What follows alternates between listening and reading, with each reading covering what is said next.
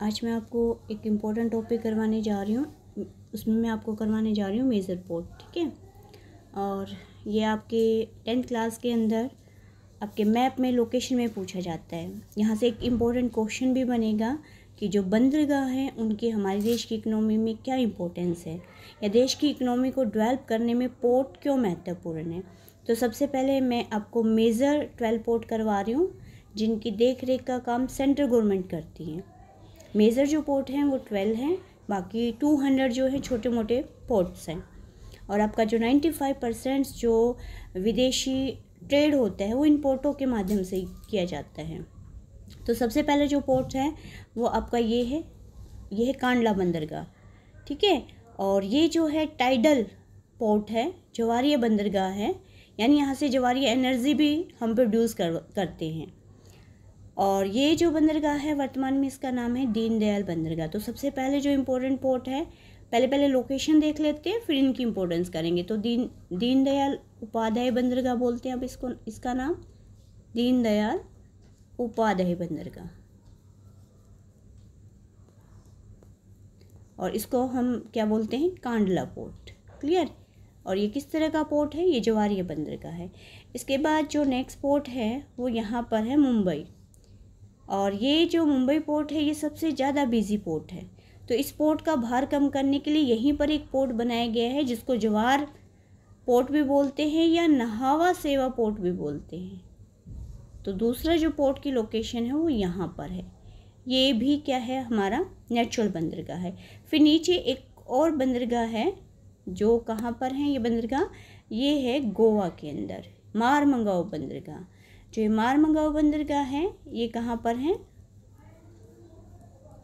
ये गोवा में है, ठीक है। और यहाँ से जितना भी आयरन ओयर होता है जो लोएस्ट होता है ना, वो यहाँ से दूसरे देश में क्या किया जाता है, भेजा जाता है। फिर नीचे एक बंदरगाह है जिस बंदरगाह का नाम क्या है, न्यू मैंगलोर बंदरगाह।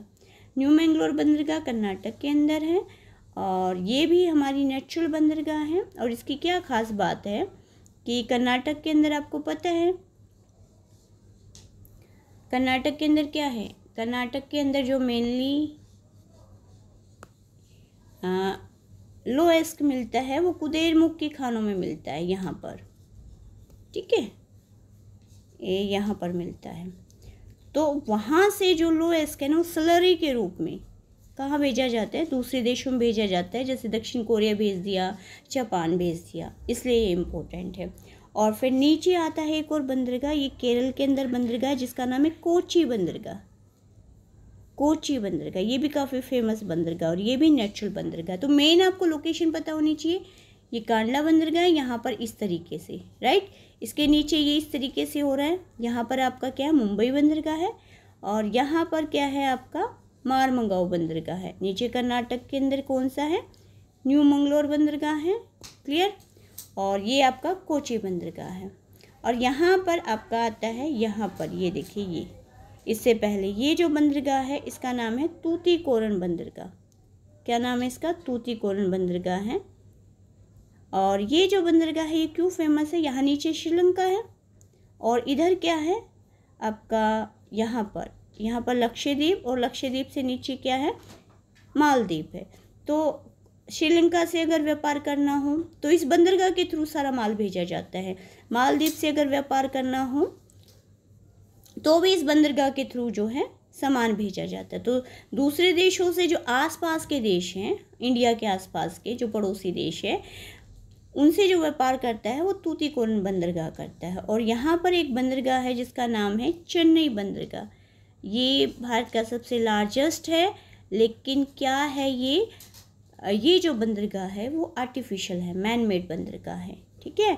और इस बंदरगाह की क्या खास बात है, ये फुल्ली कंप्यूटराइज्ड है, यानी इसका सारा का सारा काम जो है कंप्यूटराइज, मतलब कंप्यूटर के थ्रू होता है, क्लियर।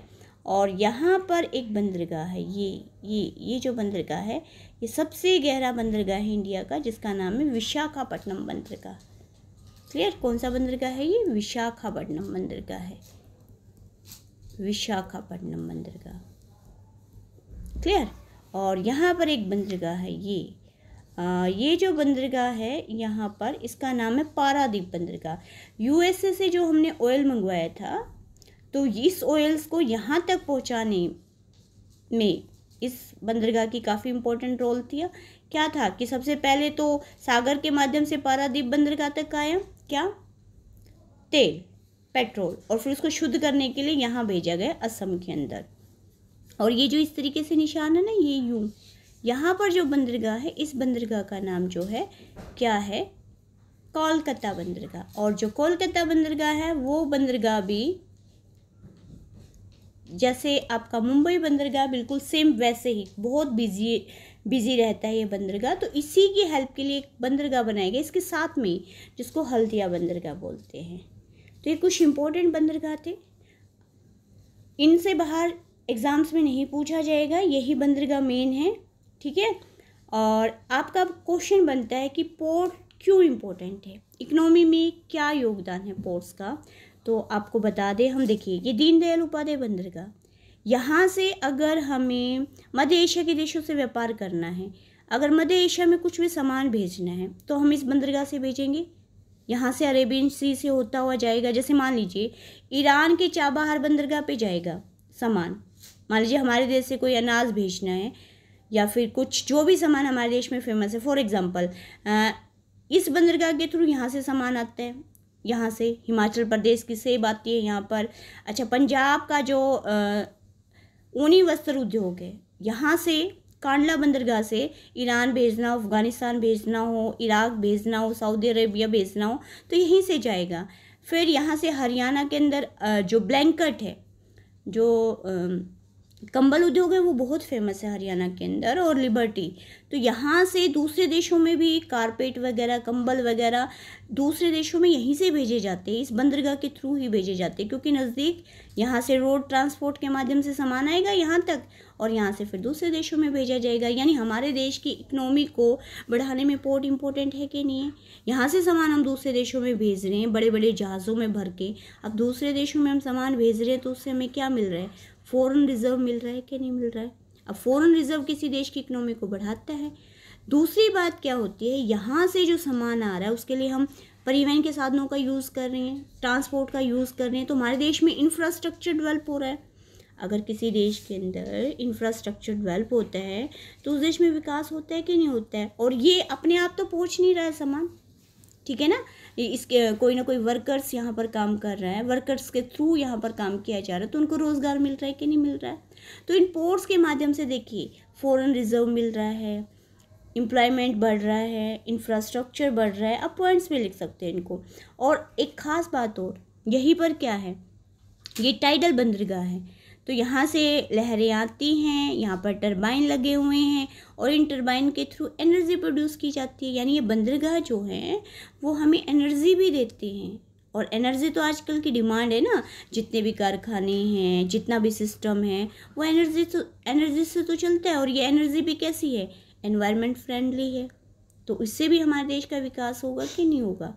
फिर यहाँ से देखिए ये मारमगांव बंदरगाह हो गया, ये कोची बंदरगाह हो गया, विशाखापट्टनम, यहाँ से हम लोहे को भेजते हैं दूसरे देशों में, क्योंकि हमारा ये वाला वो बेल्ट है, जैसे कर्नाटक हो गया आपका, ये छत्तीसगढ़ वाला एरिया हो गया, आंध्र प्रदेश वाला एरिया हो गया, ये वो वाली बेल्ट है जहाँ पर आयरन जो होता है, लोहेस जो है, काफ़ी मात्रा में पाया जाता है, और इसे हम दूसरे देशों में भेज सकते हैं। तीसरा पॉइंट क्या है कि जितना भी व्यापार किया जाता है उसका 90% व्यापार जो हमारे देश में, जो विदेशी व्यापार होता है, वो इन बंदरगाहों के थ्रू होता है बेटे। और जो कार्गो होता है, यानी 70% कार्गो, कार्गो का मतलब क्या होता है कि जो भी हमें सामान बाहर भेजना होता है जहाज के थ्रू या हम एयरलाइंस के थ्रू, जो सामान भेजते हैं, माल भेजते हैं, उसको कार्गो बोला जाता है। तो 70% कार्गो जो है इन पोर्ट्स के माध्यम से दूसरे देशों में जाता है। जैसे फॉर एग्जांपल संतरे फेमस है नागपुर के, हमें दूसरे देश में भेजने हैं तो हम यहाँ भेजेंगे। नासिक के प्याज भेजने हैं तो हम यहाँ के थ्रू दूसरे देशों में भेजेंगे। तो पोर्ट इम्पोर्टेंट हुए कि नहीं हुए, तो आप इनको पॉइंटों में लिखिए। अगर 5 मार्क्स हैं तो 5 पॉइंट इनफ है। और साथ में आप मैप बनाइए। अगर आप मैप बना के इन बंदरगाहों की लोकेशन बनाते हैं तो इससे आपको और अच्छे मार्क्स मिलेंगे, ठीक है। तो आज के लिए इतना ही काफ़ी, धन्यवाद।